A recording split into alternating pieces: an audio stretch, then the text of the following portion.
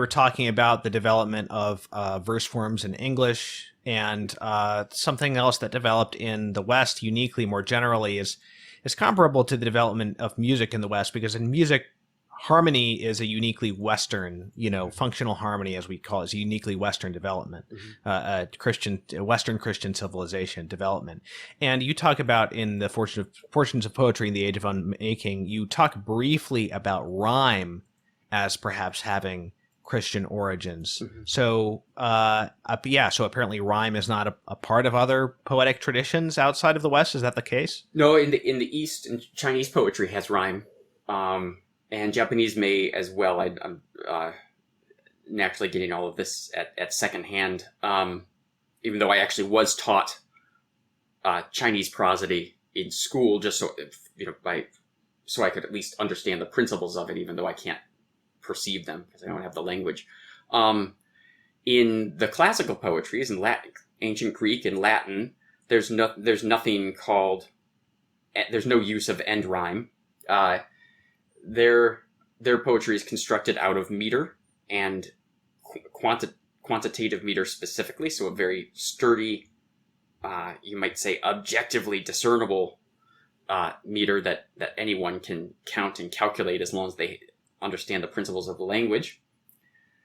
But and within that tradition, on the side of rhetoric, of figures of speech, the ancients have the idea of homotelioton. Probably mispronouncing that. I can never keep it in my head. But homotelioton is just the repetition of end sounds in a word that might be used within a sentence of a speech or within a line of verse. But it's the equivalent of when we say something like, "What's the action, Jackson?" It's a little isolated expression that you're not going to repeat later. All right. Sometime in late Latin antiquity, as we're approaching the beginning of early medieval Latin, you might say, we see in the 4th and 5th century end rhyme emerging in the use of the Latin language, and specifically in Christian hymns. And so I don't know enough to make a hard argument that rhyme in the West is a product of Christian... Well, it's certainly a product of Christian civilization. Whether it's a specifically Christian product of Christian civilization, others have made that argument. I'm prepared only to say it's certainly possible. But it does speak so wonderfully to something distinctive about poetry in English and the other modern languages, including the Romance languages. And that is to the classical structuring feature of meter, though English meter is very different from Latin and Greek meter, but to the structuring principle of meter, of iambic meter. We add this regular use of end rhyme. Our first English poets were insecure about this. They thought rhyme was a sign of barbaric decadence rather than further refinement. But in fact, I think it speaks wonderfully to that Catholic vision of classical order, of a sound natural reason that can perceive meter, and then that supervening and supernatural order of grace that crowns the end of every line of a good lyric poem. That seems to me is like Thomas Aquinas's analogies and bestiological analysis of Mosaic law seems to me not something capricious or arbitrary, but actually a mystery to be contemplated. As one final poem, if you don't mind, would you read Elegy for a Tow Truck Driver? Sure. Yeah, thanks, Thomas. Elegy for a Tow Truck Driver.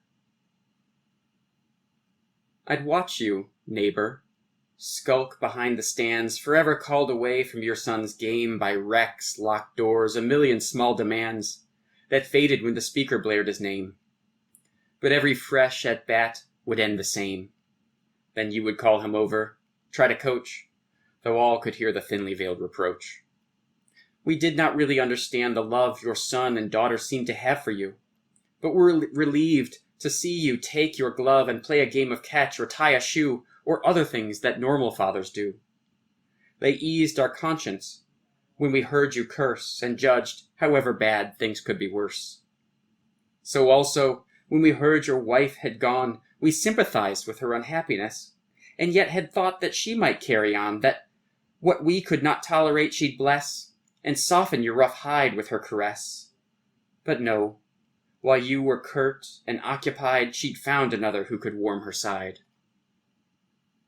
One Sunday in the springtime after Mass, you staggered up to me, your face of frost, speechless as we stood in the greening grass. The months went on, and our paths seldom crossed. We heard by rumor what else you had lost, but nothing of the solitude and ache that brought the sleep from which you'll never wake. Oh, friend, if that's the word, I wish I knew that how you bristled through your years on earth, now that their mix of rage and cold is through, was judged in someone's heart a thing of worth, that someone looked with fondness on your birth, that those you've left felt a judicious pain, and would, if licensed, call you back again.